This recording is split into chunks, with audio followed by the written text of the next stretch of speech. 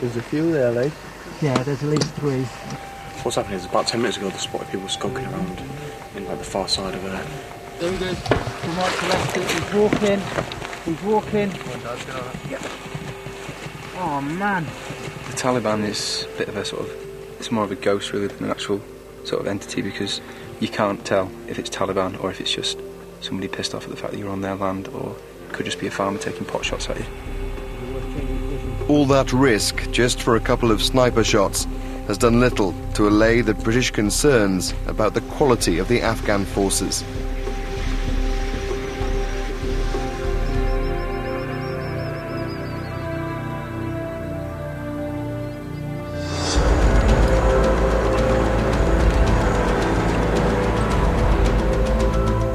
At dawn, the Afghan army patrol the district themselves.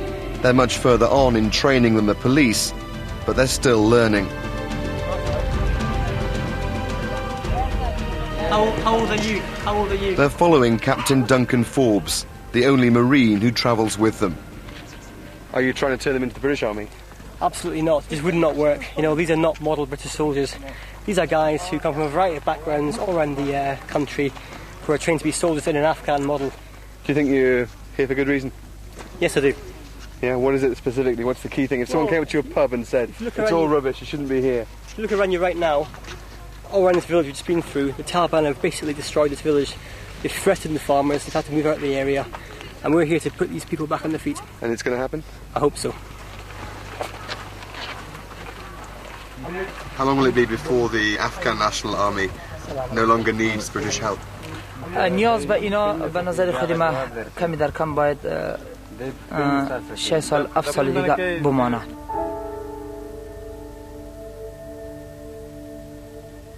Another 6 or 7 years of conflict would be disastrous in a place already reeling from just 6 months of fighting. This abandoned and desolate place was the thriving market centre of Garmsir town.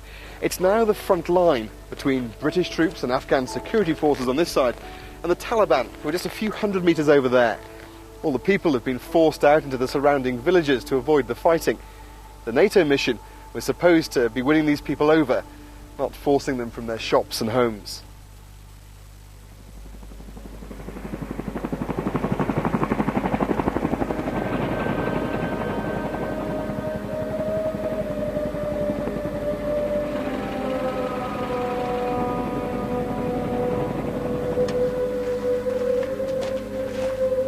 After 10 hours wandering the desert searching for British forces, the town elders, angry their villages are being bombed, demand a meeting.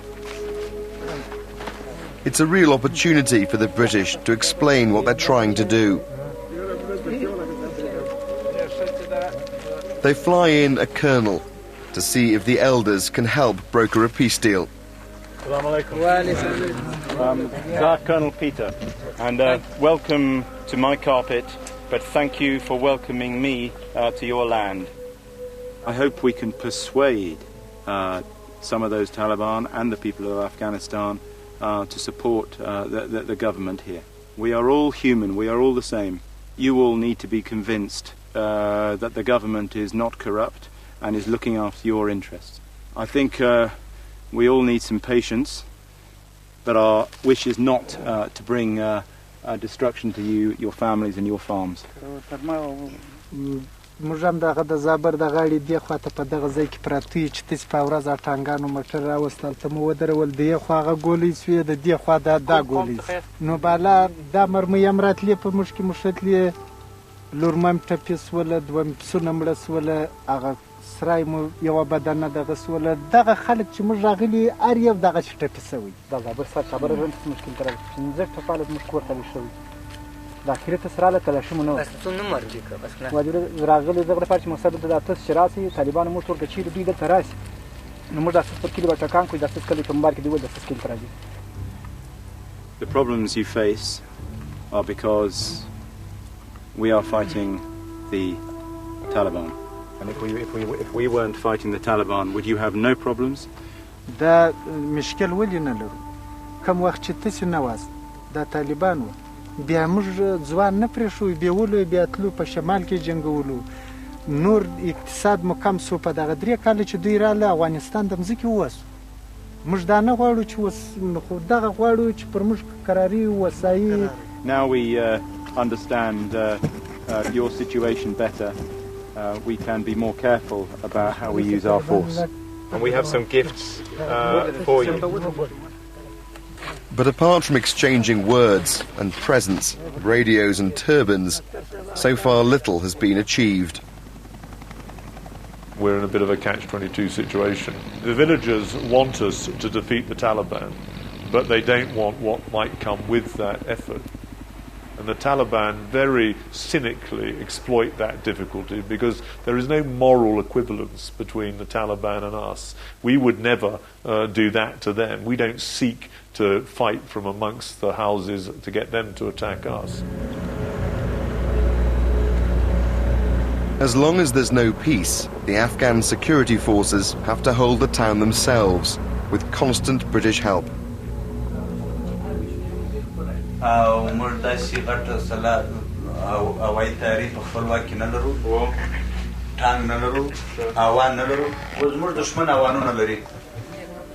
The Afghans might not have the right weapons to hit the Taliban, but the British troops certainly do.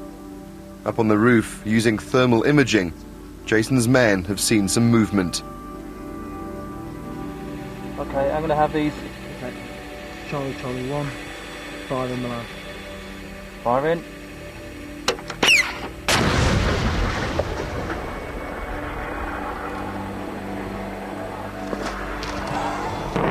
Bang on. That was fucking bang on, mate. Fucking good hours. Nose up. Go again. Yeah. Locked in, ready to go. Clear that bus. Fire in. The lamb.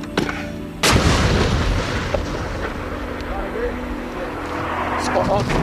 That was bang on, Ben. He was running off. Fucking dancer.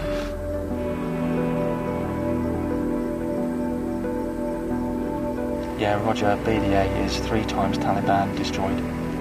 Hitting their enemy one at a time with rockets worth thousands of pounds is slow progress, and more Taliban will just step into their place.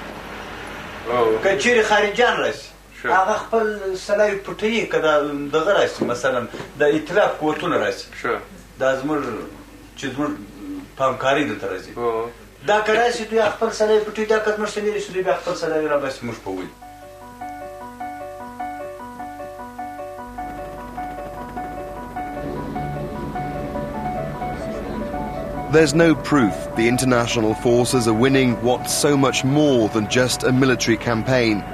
Even other NATO countries are balking at the fight.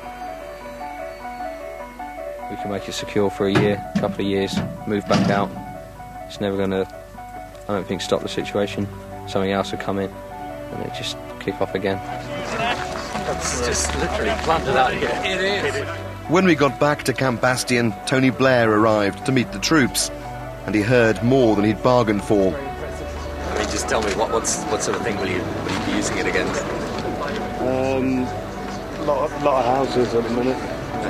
The same dilemma, but today's emphasis is more military victory than hearts and minds. The people that we're fighting want to fight us back.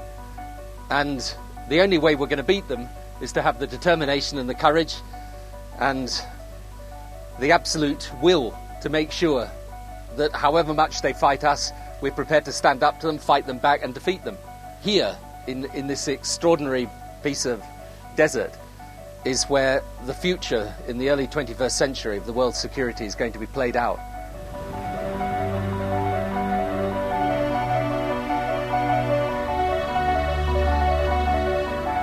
So the political stakes are suddenly so much higher. But the Taliban can wait and wait until the British forces leave. It's a lot easier for us to lose.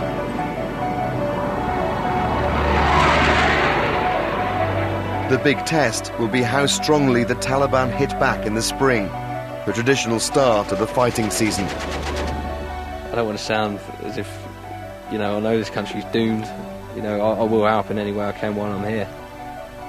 But I'll just do my job to the best ability. The people I'm bothered about is the people in my troop. and that's as far as it goes. Afghans have always backed whoever they think is winning, and that's not yet clear. If the heart and mind doesn't work, we will alienate the population, and obviously it's going to make our job even harder here. So I think we do have to act quickly and just show the locals that we are here to help, and we're not here to conquer them. And every day the fighting continues to destroy buildings and force people from their homes. Hearts and minds slip a little further out of reach.